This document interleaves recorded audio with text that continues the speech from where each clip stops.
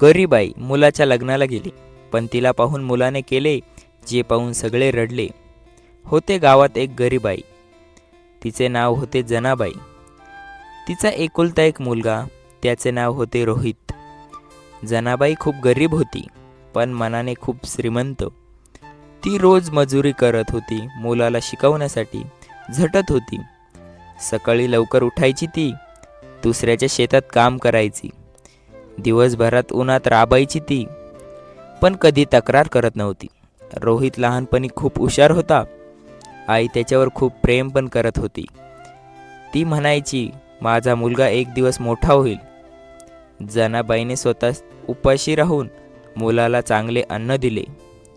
जुने कपडे स्वतः घातले, पण मुलाला नवे घेतले. गावात सगळे म्हणायचे, ही आई खूप मोठी, मुलासाठी काहीही करेल, स्वतःचे आयुष्य देईल. पण रोहित मोठा होत गेला. शहरात नोकरी मिळाली. आई खूप आनंदी झाली, तिचे डोळे भरून आले.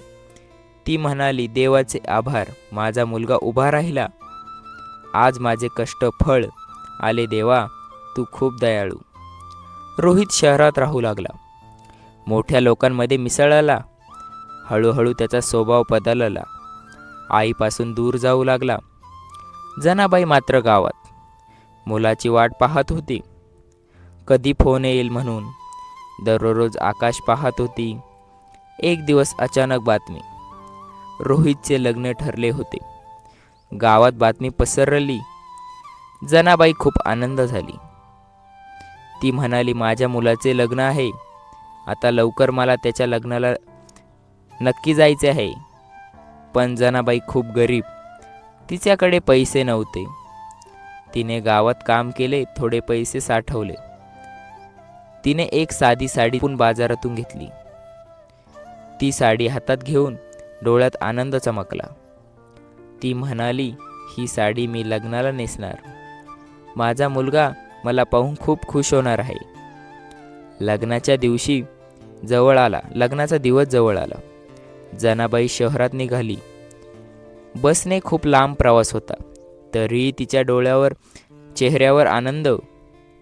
ती मनात विचार करत होती, आज माझा मुलगा खुश, आज माझे आयुष्य पूर्ण. देवाने माझी इच्छा ऐकली. शेवटी ती लग्नस्थळी पोहोचली. मोठा हॉल सजलेला होता. सगळीकडे दिवे आणि सजावट. लोक खूप श्रीमंत दिसत होते. जनाबाई थोडी घाबरली. तिचे कपडे साधे होते, पण तिच्या मनात प्रेम, मुलाला भेटायची आस. ती हळूहळू आत गेली. रोहित स्टेजवर उभा होता, सूट घालून खूप स्मार्ट. त्याच्या बाजूला नवरी होती. जनाबाईचे डोळे भरले. माझा मुलगा किती मोठा. ती हसत त्याच्याकडे चालली. हृदयात खूप प्रेम होते. पण पुढच्या क्षणी रोहितने आईला पाहिले आणि जे केले त्याने सगळे थक्क झाले.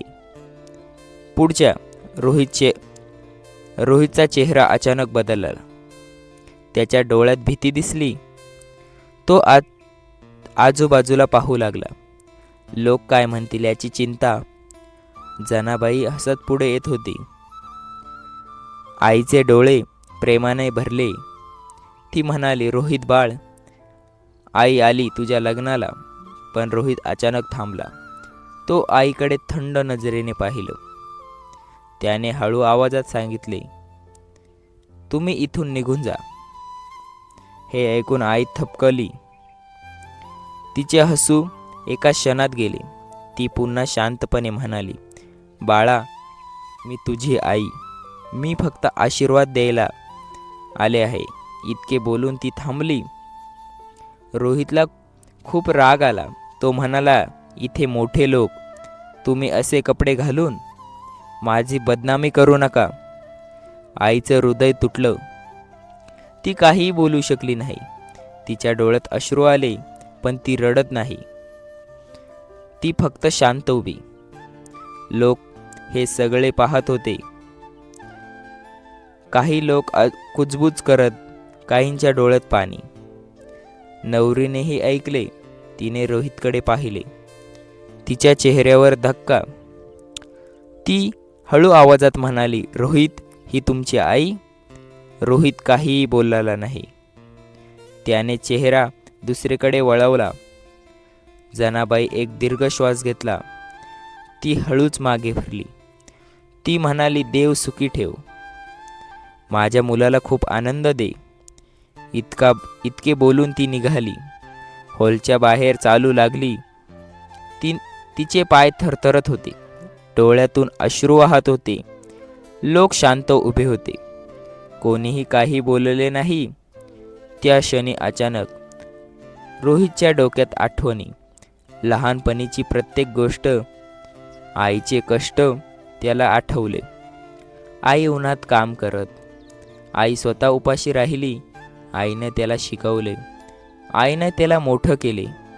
रोहितचे डोळे पाणवले. त्याला स्वतःची लाज वाटली. तो अचानक स्टेजवरून उतरला. तो धावत बाहेर गेला. जनाबाई रस्त्यावर चालत होती. ती अजूनही रडत होती. अचानक मागून आवाज आला, आई, थांब जरा आई. जनाबाईने मागे पाहिले. रोहित धावत येत होता. तो आई समोर थांबला आणि तिच्या पायावर पडला. आई, मला माफ कर. मी मोठी चूक केली. तुझा अपमान केला. मला माफ कर आई.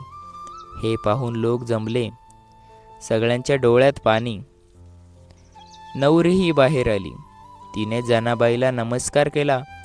ती म्हणाली, आई, आता चला, हे घर तुमचे आहे. जनाबाईचे डोळे भरले. तिने मुलाच्या डोक्यावर हात ठेवला. ती म्हणाली, बाळा उठ. आई कधी रागवत नाही. आई नेहमी माफ करते.